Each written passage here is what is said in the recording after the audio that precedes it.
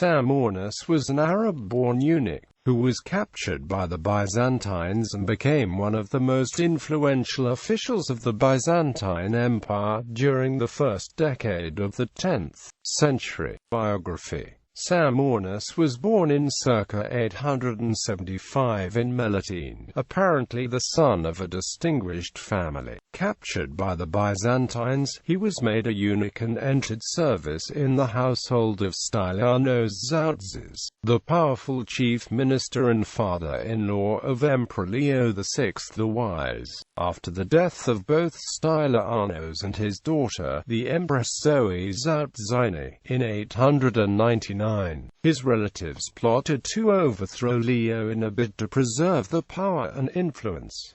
The conspiracy, however, was betrayed by Samonas to Leo. The members of the Zoutzes clan were deprived of the titles and wealth and exile, but Samonas was rewarded by receiving 1/3 of their fortune and being taken into imperial service as Kalbikularios, promoted rapidly after his entry into Leo's personal service. He was made a protospatarios in 900.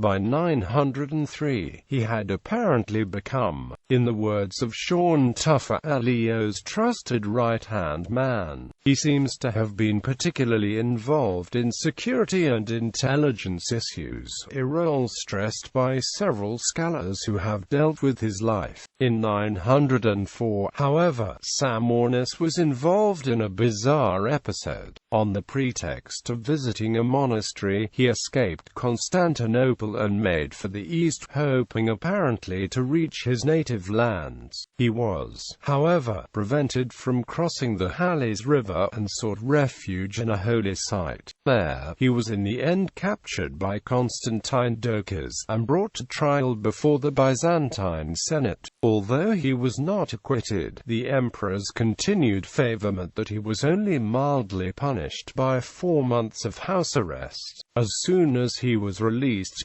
Samonas's career resumed its upward path. Named patrikios, the highest court rank open to a eunuch, he was made protovestiarios. Another unusual mark of imperial favor occurred in 906 when Samonas was made godfather to Leo's son and heir, Constantine. In 906 to 907 he played an important but shadowy role in the disgrace, defection, and eventual deaths of the generals Andronikos Doukas and Eustathios Argyris. At the same time, throughout the prolonged confrontation of Leo with the Patriarch of Constantinople Nicholas Mystikos over the emperor's tetragamy, Samonas was the chief supporter of Leo. As a token of gratitude, probably after the deposition of Mystikos in early 907, he was promoted to the supreme eunuch post of Parakoimomenos,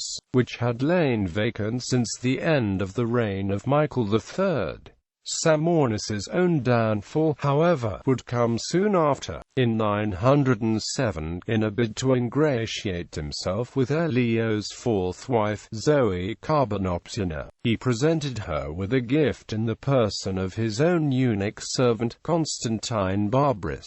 As the imperial couple took an increased liking to Constantine, however, Samonas began to fear for his own influence and position. He first claimed that Constantine and the empress were having an affair. Leo initially believed the accusations, and had Constantine banished to a monastery. Soon, however, Leo began to miss his new favorite, and had him restored to his service in the palace. Samonas then resorted to another scheme. With his secretary, he produced a pamphlet, supposedly written by Constantine, which insulted the emperor, and arranged for Leo to read it. His machinations, however, were betrayed by one of his fellow conspirators, and Samonas was dismissed, tonsured, and banished to the monastery of Martinarchios in summer of 908. Constantine succeeded him as imperial parakouimomenos. Nothing further is known of him. Assessment. If Stylianos Xerxes has traditionally been seen by historians as having dominated the first half of Leo's reign, Samonas is often marked as the dominant figure in the second half, namely the period from circa 900 until his own downfall in 908.